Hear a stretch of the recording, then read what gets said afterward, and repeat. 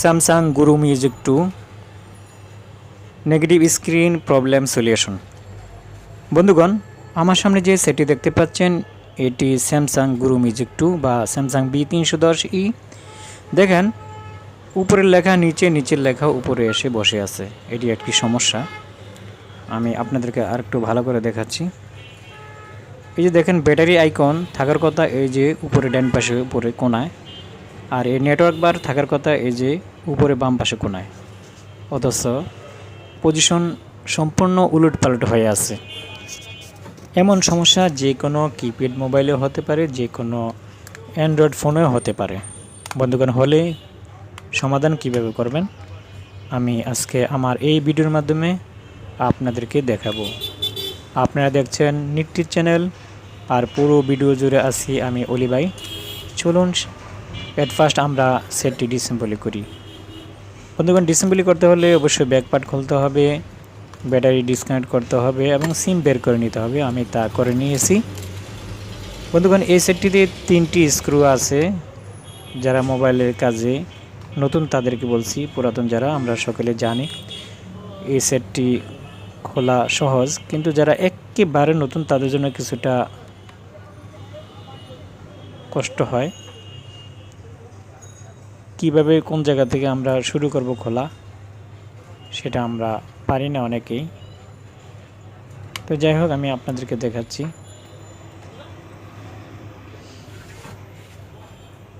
এই যে পিছন থেকে এখানে চারি দিবেন, চারি দিলে আশা করি আস্তে আস্তে লকগুলি খুলে আসবে। এই সেটটি সম্পূর্ণ লকের উপর লেগে থাকে, খালি উপরে 3টি স্ক্রু দেওয়া থাকে, ঠিক আছে। নখ ঢুকিয়ে দিবেন, অথবা এইভাবে যে সেপারেট করার জন্য যে যদি কিছু থাকে সেটি ইউজ করবেন। এভাবে চারি দিলে লকগুলি খুলে আসবে। নখ বড় থাকলে নখ দিয়ে খোলা যায়, কিন্তু আমার নখ অতটা বড় নয়, ছোট। তো যাই হোক, এইভাবে আপনারা ওপেনার ইউজ করতে পারেন। এগুলিকে ওপেনার বলা হয়, মার্কেটে পাওয়া যায়। তো যাই হোক, এবার আমরা সেটটি ডিসেম্বলি করে নিয়েছি। এখন যেটা করব সেটা হলো মাদারবোর্ডটি ফ্রন্ট যে পার্ট আছে তা থেকে আলাদা করব। আমি আলাদা করে নিচ্ছি। যেহেতু সমস্যাটি ডিসপ্লেতে, সেজন্য আমরা সর্বপ্রথম চেক করব ডিসপ্লের যেই কানেকশন আছে, লাইনগুলি আছে ঠিক আছে কিনা। দেখা যাক। অনেক সময় দেখা যায় যে ডিসপ্লে যে কানেক্টর আছে যদি শর্ট হয়ে যায়, পানি ঢুকে বা ঘাম ঢুকে বা অন্য কোনো কিছু ঢুকে, তখন এমনটি হলে হতে পারে। বন্ধুগণ, সম্পূর্ণ পরিষ্কার দেখতে পাচ্ছি। তারপরও আমরা এট ফার্স্ট যে কাজটি করব সেটি হলো কিছু পেস্ট ইউজ করে আমরা সোল্ডারিং আয়রনের মাধ্যমে রিসোল্ডারিং করব। তো আমি একটু পেস্ট নিচ্ছি। রিসোল্ডারিং করার পরে আমরা ব্যাটারি কানেক্ট করে চেক করব যে সমস্যার সমাধান হয় কিনা। যদি সমস্যার সমাধান না হয় তাহলে আমরা দ্বিতীয় পর্যায়ে যে কাজটি করব সেটি হলো অন্য একটি ডিসপ্লে দিয়ে চেক করব।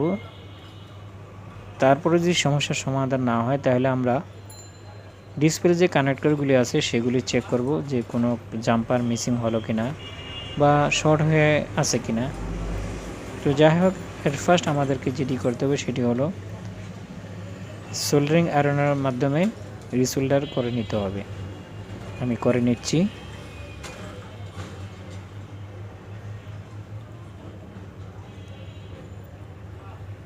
আশা করি ভিডিওটি শেষ পর্যন্ত দেখবেন। বন্ধুগণ, একটি সমস্যার সমাধান যদি আপনি দেখেন তাহলে আজীবন এর উপর ভিত্তি করে এমন সমস্যা যে কোনো সেটে হলে সমাধান করতে পারবেন। সাধারণত ডিসপ্লের কানেক্টর থেকেই এমন সমস্যা হয়ে থাকে। কানেক্টর মিসিং হলে, ডিসপ্লের যে লাইনগুলি আছে লাইন মিসিং হলে এমন সমস্যা হতে পারে। সাধারণত আমরা নোকিয়া যে আগের সেটগুলি আছে ক্লিপ সিস্টেম, যখন কোনো ঘাম ঢুকে বা অন্য কিছু ঢোকার পর লাইন ডিসকানেক্ট হয়ে যায়, লিকেজ হয়ে যায়, তখন এমন সমস্যা দেখি।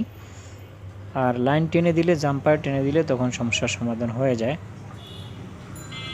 এমন সমস্যা মাদারবোর্ড থেকেও হতে পারে, ডিসপ্লে থেকেও হতে পারে। ডিসপ্লের ভিতর থেকে লাইন মিসিং হতে পারে, অথবা মাদারবোর্ডের ভিতর থেকেও লাইন মিসিং হতে পারে।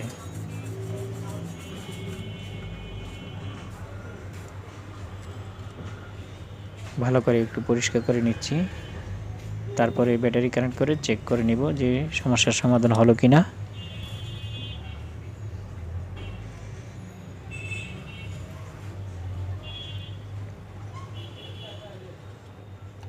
আমরা সোল্ডারিং আয়রন ইউজ করার পর ভালো করে থিনার অকটেন বা ক্লিনার দিয়ে ভালো করে ক্লিন করে নিব, নচেত স্যাঁতস্যাঁতে ভাব থাকলে ধুলাবালি ঢুকে লাইন শর্ট বানিয়ে ফেলে।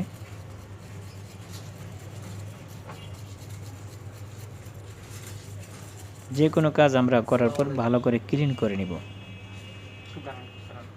দেখেন ঝকঝকে ক্লিন। আমার এনে যে কিনলে চার্জ হয় না, যদি স্ক্রিনটা পাল্টাইতে আমরা আমারে পাল্টাই দিয়ে হয়ে গেল। যেহেতু থিনার দিয়ে আমি ওয়াশ করেছি, সামান্য ভিজা আছে, সেজন্য একটু শুকিয়ে নিলাম। তো যাই হোক, এবার ব্যাটারি কানেক্ট করে আমি পাওয়ার বাটন প্রেস করে দেখব যে সমস্যার সমাধান হলো কিনা। দেখা যাক কি হয়।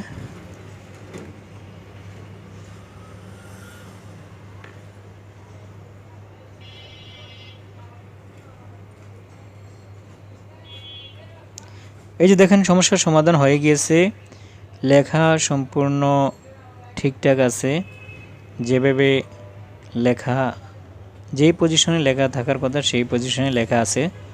তারপর আমরা আরেকটু দেখব, ফুল চালু হওয়া পর্যন্ত দেখব, দেখা যাক কী হয়। হ্যাঁ বন্ধুগণ, দেখেন ব্যাটারি আইকন তার নিজস্ব পজিশনে আছে।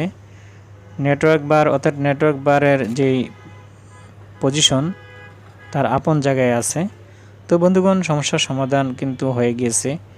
আমি আবারও বলে রাখি, যদি এই কাজ করার পর যদি সমস্যার সমাধান না হয়, তাহলে ডিসপ্লেটি ডিসকানেক্ট করবেন, অন্য একটি ডিসপ্লে লাগিয়ে বা চেক করে রাবার দিয়ে চেপে ধরে চেক করে দেখবেন।